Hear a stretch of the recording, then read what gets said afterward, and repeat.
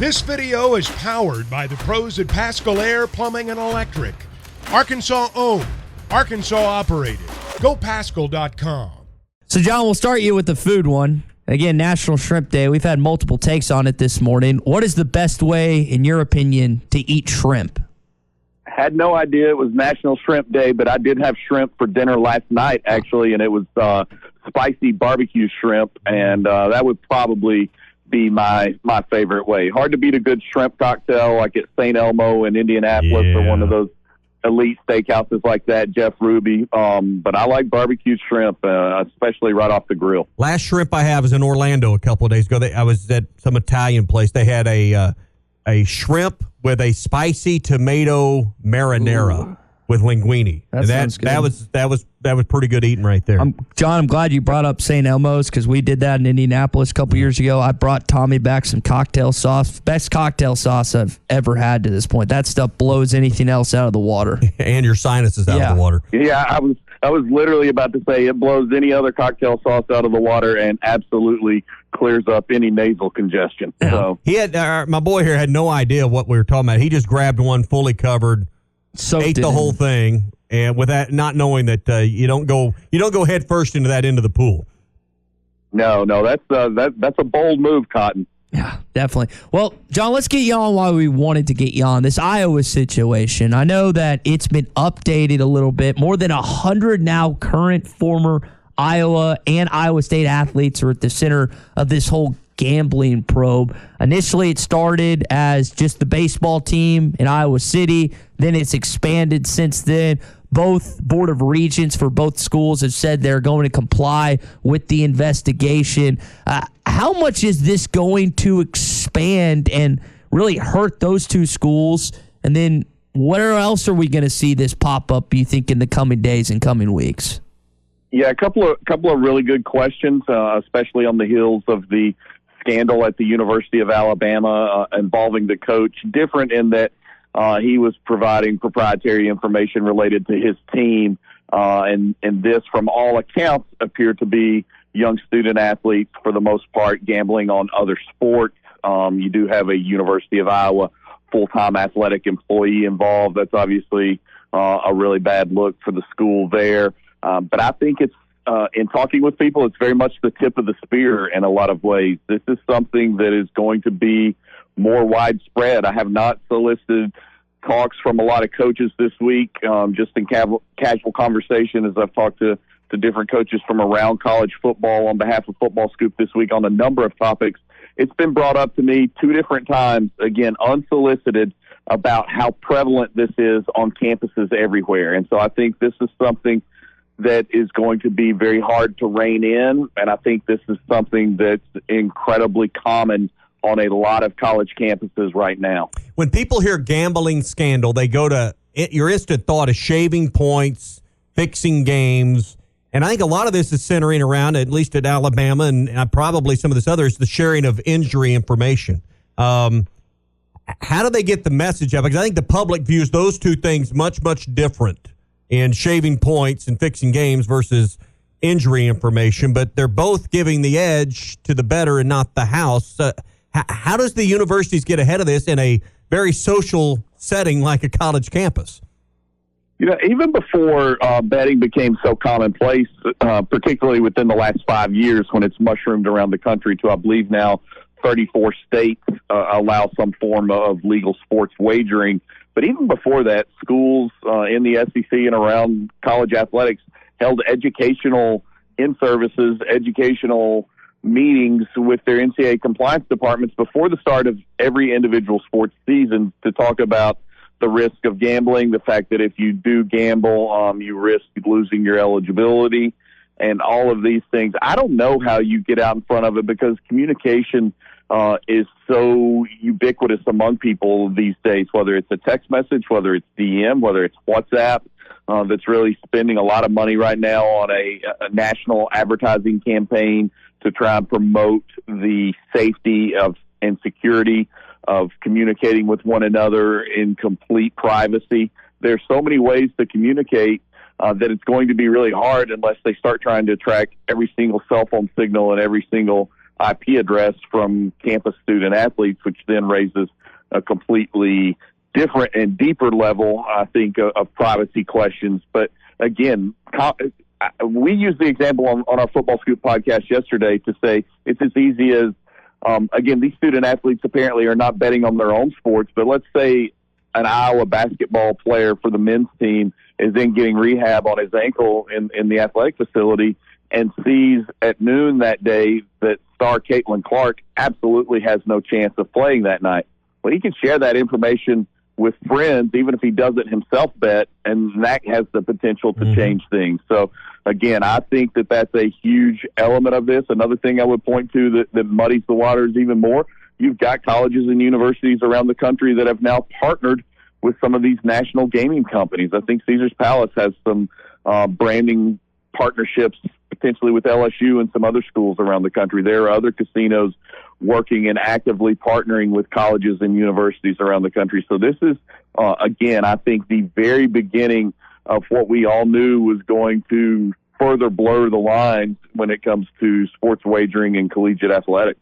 John Brice, footballscoop.com, with us here on The Morning Rush. That leads me to my next question, is what should be the threshold of what's allowable for a college student athlete to wager on? Should there be obviously, betting on the games you're playing in and your sports off the table?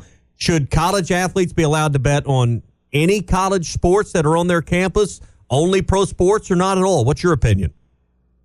I think that not allowing them to bet at all is certainly a virtually impossible to enforce approach.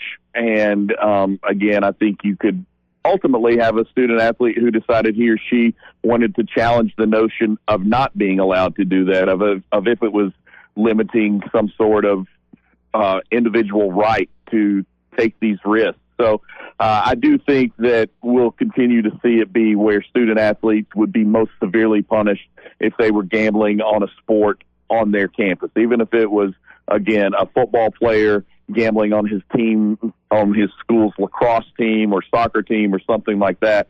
I think that's where you have the chance to really invite the most potential insider trading, so to speak, or the most potential to even have corruption seek in its worst cases or in its most elaborate cases. So, again, I think there's a lot of individual rights at play there that would probably not hold up to challenges ultimately. But this is just a very difficult thing that, again, unsolicited, these coaches went out of their way to tell me how completely widespread and commonplace this is and how much more it's going on than probably anybody realized. I know when one coach told me that 50% of student athletes, that they guesstimated 50% of student athletes on a campus probably gambled, completely blew my mind. Yeah, I would say being on a college campus less than a decade ago, it's probably over that, especially with the access they have. My question would be to take Tommy's a little step further, John. Should there be gambling in collegiate sports? I don't know how you can legislate it out. It's been so commonplace for so very long. I know that the thought process, if it's legalized gambling, there's a better chance to regulate it. And again, I think it's got some commonalities with NIL. If it's transparent, you at least have some chance of regulating it, of leveling the playing field. If it's this illegal under the table thing, then it's a chance for the worst elements to come to the forefront. So I think that's the difference. Gambling, again, I think is an individual right, and I think it would be hard-pressed. If it's legal in your state, I think it would be hard-pressed to hold up against any sort of sweeping ban that a school or an individual might face. John Brice, footballscoop.com with us. John, I want to move on from the Iowa State thing and ask you some college football questions as we go to the SEC. Alabama added quarterback in the offseason. I know that's been the big storyline out of this year. A lot of people really high on LSU, Jaden Daniels, what they return on defense, amongst other things. When you look at the SEC West, how do you think Alabama is able to stack up against the likes of LSU? And is this the beginning of the end for Nick Saban's dynasty, in your opinion, what we've seen in Tuscaloosa? I don't think that Alabama right now stacks up as well to LSU as what any of us would expect. I don't think that Alabama right now is maybe quite as talented as LSU, especially with the proven contributors that LSU returns. You mentioned the quarterback. You mentioned the key people on defense. There's some key offensive linemen. I mean, LSU found a way to win 10 games and represent the SEC West last year with one of the most significant roster transformations of any program in college football. And then on top of that, it wasn't a bunch of one-year guys. The Tigers bring back, I think, the most freshman All-SEC and freshman All-Americans in the country. They bring back a number of other really important contributors. So right now, I think that LSU is the team to beat in the SEC West. I think that reports of Alabama's demise under Nick Saban are much like the old Mark Twain saying, reports of my death are vastly premature. I don't think we're to that point yet. In talking with people at Alabama and around the SEC, I know that Alabama feels like its running back room is as good as it's been, period, since it maybe had Derrick Henry and Josh Jacobs and that set of guys. Like, they believe they are really, really elite at the running back position. They don't have the same type of talent that they've had at the other positions, and Tyler Buchner is the guy that I've seen in person a number of times before.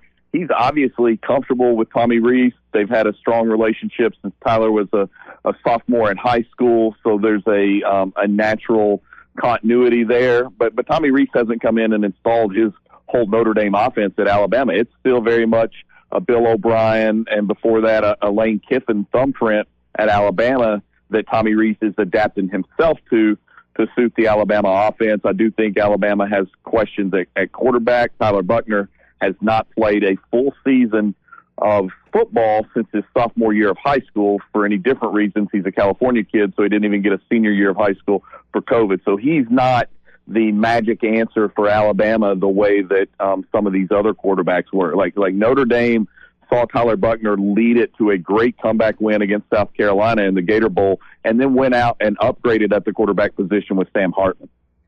BetOnline.ag is your number one source for all your basketball info, stats, news, and scores. Get the latest odds and lines, including the latest player reports for this year's pro basketball playoffs. BetOnline is always your sports information headquarters this season, as we have you covered for all your sports wagering needs.